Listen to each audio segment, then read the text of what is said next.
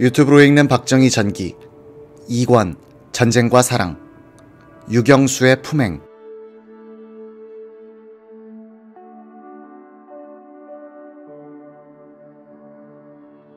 옥천 부자 육종관은 가난한 소장농 출신인 박정희와는 여러모로 문화적인 갈등을 겪을 만한 차이점을 가지고 있었지만 실용적인 면에서는 공통점이 있었다. 육종관은 이재에 밝을 뿐 아니라 기계를 다루는 데는 호기심과 재능이 많았다. 일제시대에 벌써 포드 T형 승용차, 트럭, 시보레 승용차, 사이드카를 갖고 있었다. 마방을 고쳐 차고로 썼고 운전을 직접 했다. 조수가 있어도 자동차가 아까워 운전대를 맡기지 않았다.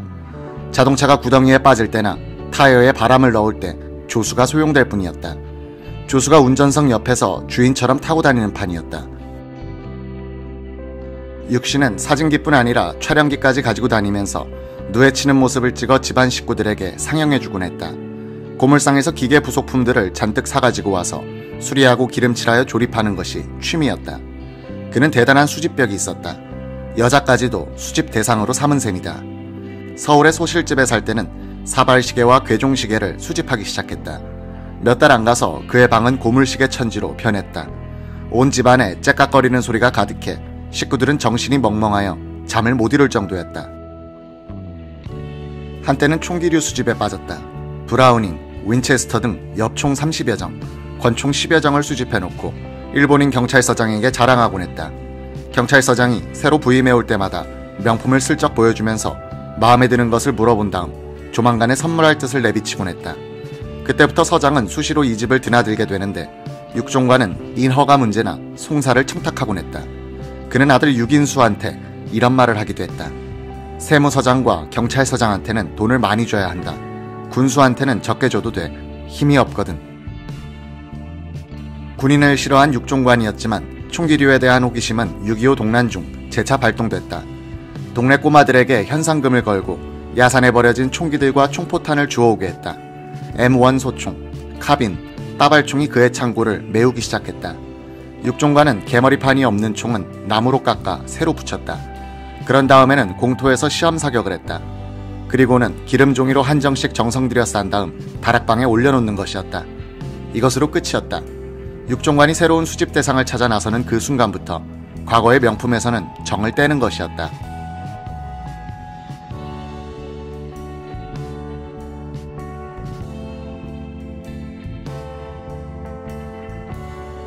육종관이 특별히 친일적 행동을 했다는 증언은 없다. 그런데도 일본인 경찰서장들이 그에게 부임 인사를 올 정도가 된 것은 그의 큰형이 갑신정변에 참여했다가 일본으로 망명해 살면서 일본의 정객들과 친했기 때문이었다. 조선에 부임하는 총독에게 동생 부탁을 할 정도의 교분이었다고 한다. 1920년대 말 총독부에서는 충북 영동지방에 전기를 가설하고 있었다. 옥천은 역 부근에만 전기를 가설하도록 되었다. 육종관은 마을의 발전을 위해서 반드시 전기를 끌어와야 한다면서 뛰어다녔으나 잘 되지 않았다. 오기가 발동한 그는 6km쯤 떨어진 오리티강에 작은 수력발전소를 만들겠다고 나섰다.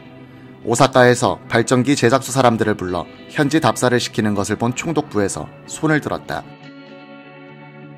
전신주를 세우는 경비는 육종관이 부담하기로 하고 교동마을까지 전기를 끌어오는 데 성공했다. 유경수의 어린 시절 교동집에는 100개나 되는 전등이 밤을 밝히고 있었다.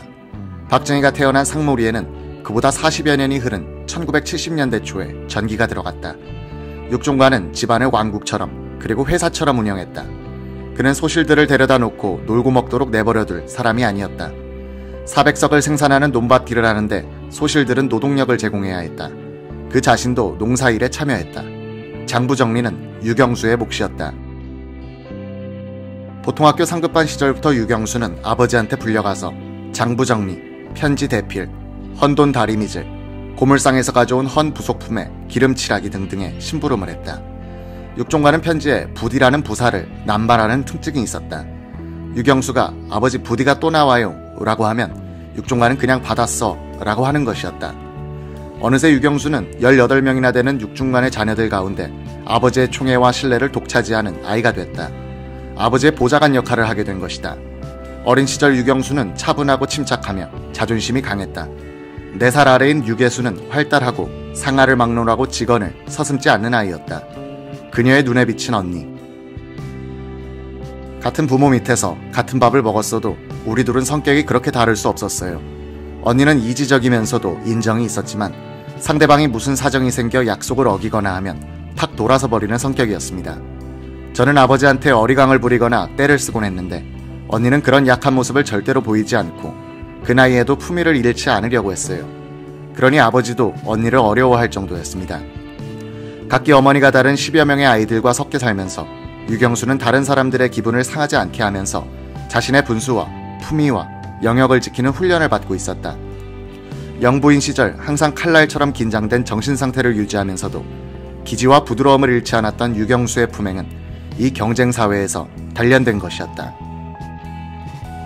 1970년대 초 부산의 국민학생들로 조직된 어깨동무 합창단이 청와대를 찾았을 때였다. 유경수는 일일이 학생들과 악수를 나눴다. 한 학생이 자신의 이름과 교명을 댄 뒤 느닷없이 큰 소리로 외치는 것이었다. 우리 교장 선생님은 새마을 운동에 적극 찬성하시고 열심히 참여하고 계십니다.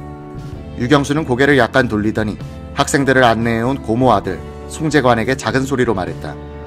글쎄 교장 선생님이 저렇게 외워보내면 어떻게 해. 무슨 교육이 되겠어. 유경수의 고개가 학생 쪽으로 돌아갔을 때 표정은 싹 바뀌었다. 돌아가거든 교장 선생님께 나한테 말씀드렸다고 꼭 전해요. 알았죠? 이 상냥한 영부인의 말을 전해들은 교장은 기분이 좋았을 것이다. 어릴 때부터 사람들 속에서 부대끼면서 성장한 유경수는 다른 사람들 앞에서 자신의 감정과 표정을 절제하고 조절하는 데 거의 천부적인 재능을 가졌다.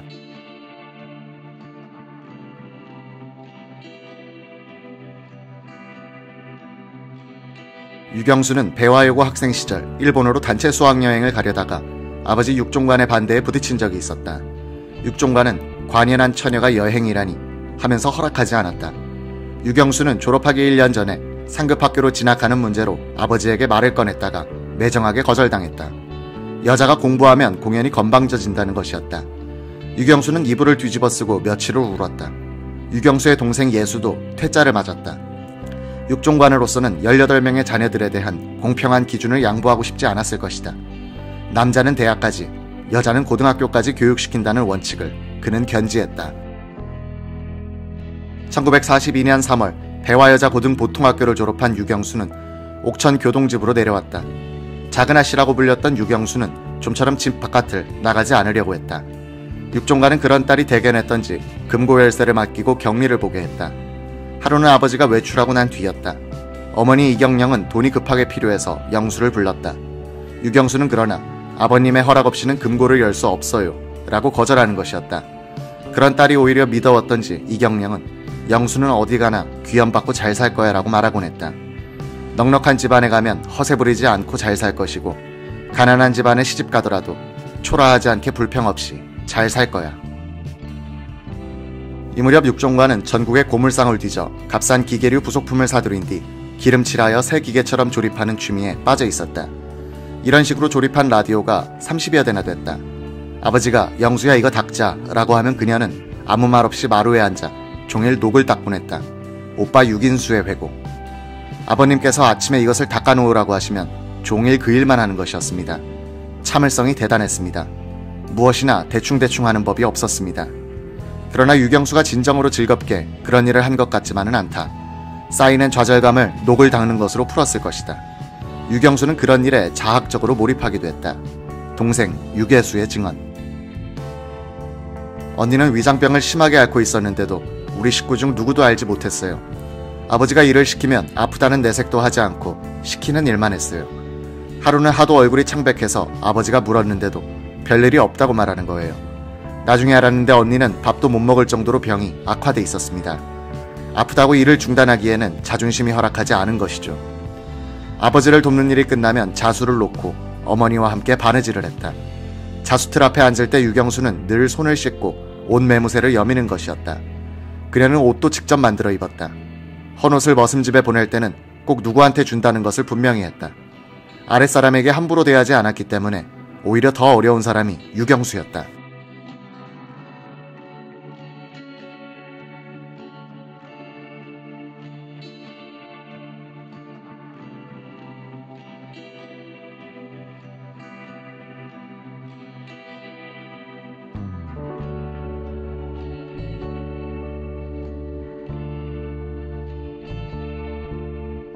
유경수의 큰언니 유긴수는 1935년 10월 춘천의 홍순일과 결혼했다.